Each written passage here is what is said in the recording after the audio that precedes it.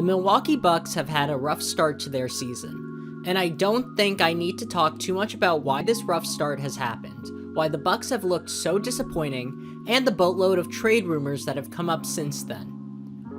Look, it's too early in the year for the Bucks to hit the reset button, especially since they are not in control of their first round pick this year, to which either the Nets or the Pelicans have the rights to. But I do think it's fascinating to wonder what would be the most ideal and realistic way for the Bucks to rebuild if they wanted to. Well, first, smash that subscribe button. I'd appreciate the support. But for this video, we will be talking about the moves that the Bucks could make to start a rebuild if that was the direction they wanted. And we aren't going to just look at trades for Giannis. Everyone is going to be on the chopping block. That being said, let's first talk about the potential Giannis trades. Obviously, the Bucks would only want to rebuild if he wanted out. Now, I think we can all agree Giannis doesn't want to leave, but I do think, for the sake of this video, we are going to buy into the cryptic messages Giannis usually leaves each season and buy into the idea that he's out of Milwaukee. Now, first off, the Warriors and Heat don't really have a reasonable way to get Giannis.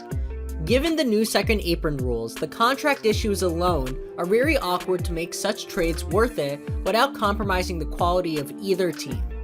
Nor do the Warriors or Heat have the young assets or enough draft capital to really warrant the trade. We will be talking about one of these teams later, so you're gonna have to stick around for that. Now, what teams realistically can get Giannis? Well, there are interesting options like the Spurs and less interesting options like the Jazz.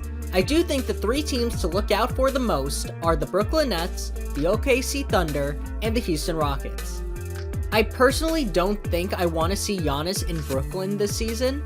The Nets should really be focusing on rebuilding and maintaining their bright future with a ton of assets.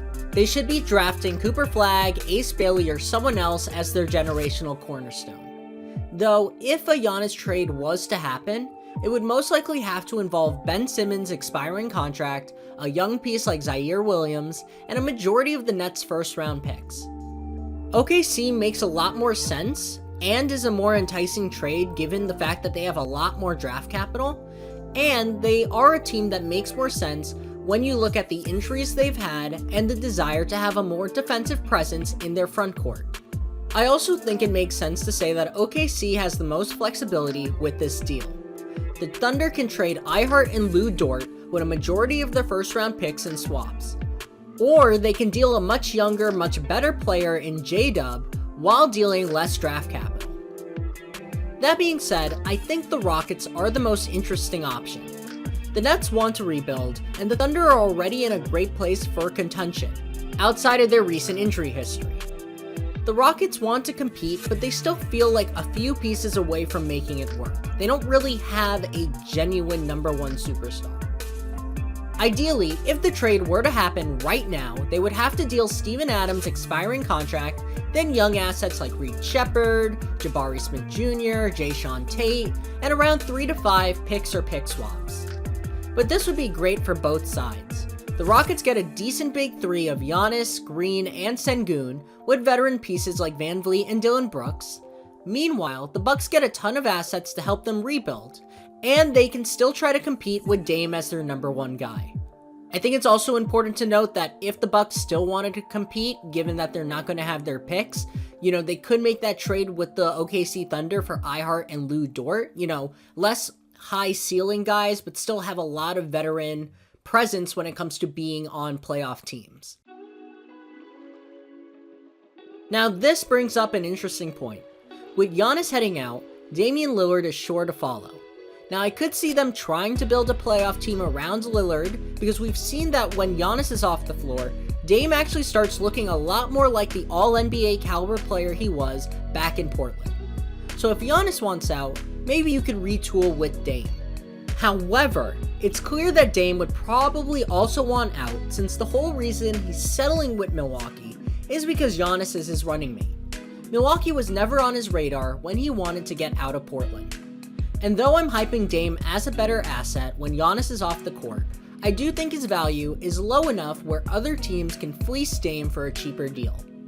So what if Damian Lillard finally gets the initial trade he wanted, going to Miami in exchange for Terry Rozier, Duncan Robinson, Alec Burks, Nikola Jovic, and 1 to 2 first-round picks?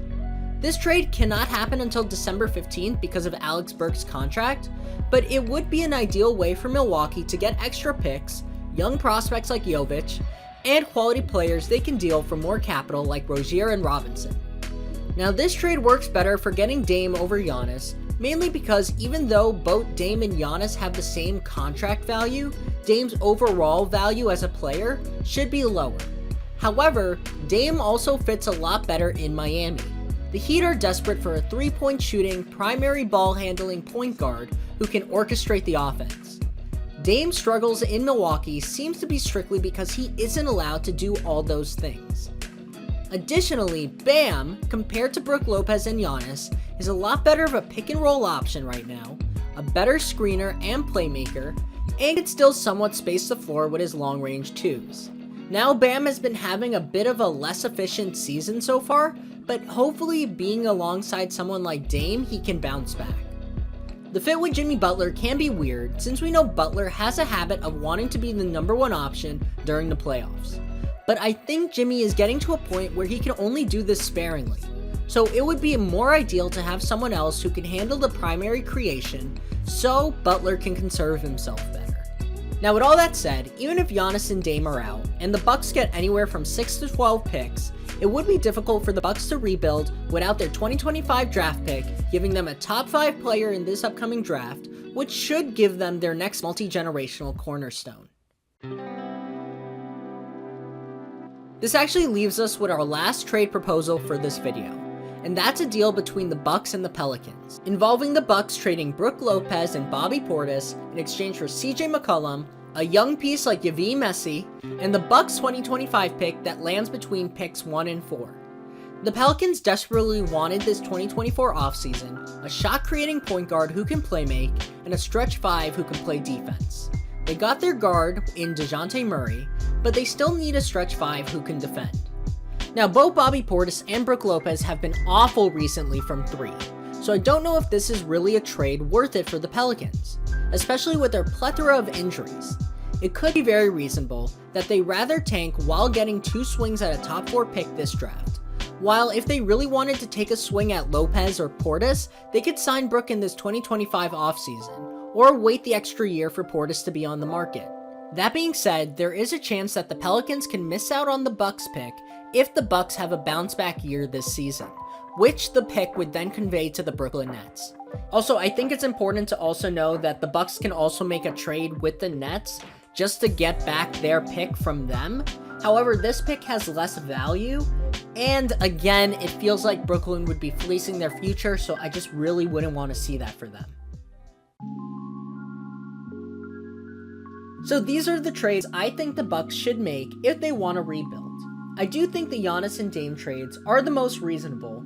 However, I do think even if they don't want to rebuild, the ideal move would be trying to make a trade or swing to get some aspect of their 2025 pick back. With all that said, this has been Above the Net. Subscribe, and I hope you all enjoyed.